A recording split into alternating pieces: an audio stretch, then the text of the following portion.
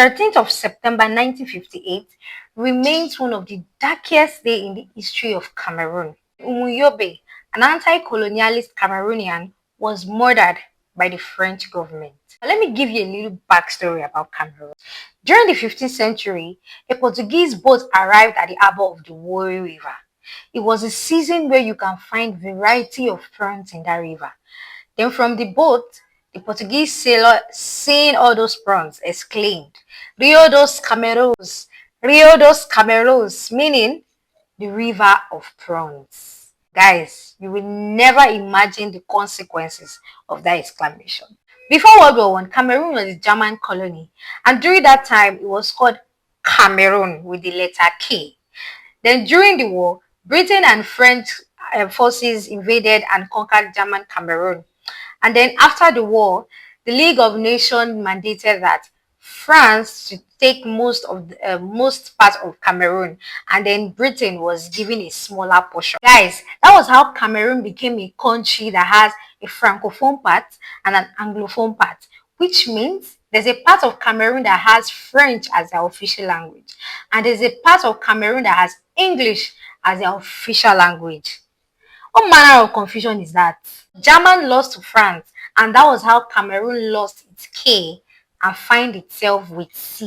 In 1945, there was a riot that awakened a new generation of Cameroonians to take up a fight against the Europeans, which Nyobe was included. In 1947, they created a union of Confederated Trade Union of Cameroon. He threw himself into the struggle.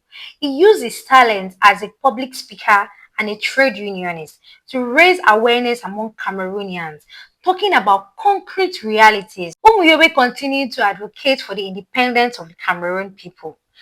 The French government hated his guts and also went for him.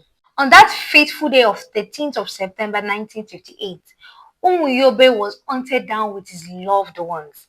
He was riddled with bullets, he was dragged on the ground and buried in a tomb without inscription. And for 33 years, Cameroonians were banned from talking about him. 2 years after his death, they gave Cameroon independence. They entrusted Cameroon in the hands of Cameroonians who never advocated for independence the way Nyobe did. They entrusted the country to the people they can control and order around. Nyobe's name was banned for 33 years. Cameroonians could not even talk about him, let alone mentioning his name. Guys, from this story, you realize that African countries are all suffering from the same problem. Our history are not being taught in schools. They don't want us to know our history. They don't want us to see the light. History is who we are. History tells us who we are, tells us where we are from and where we are headed. Know your history today and see the light.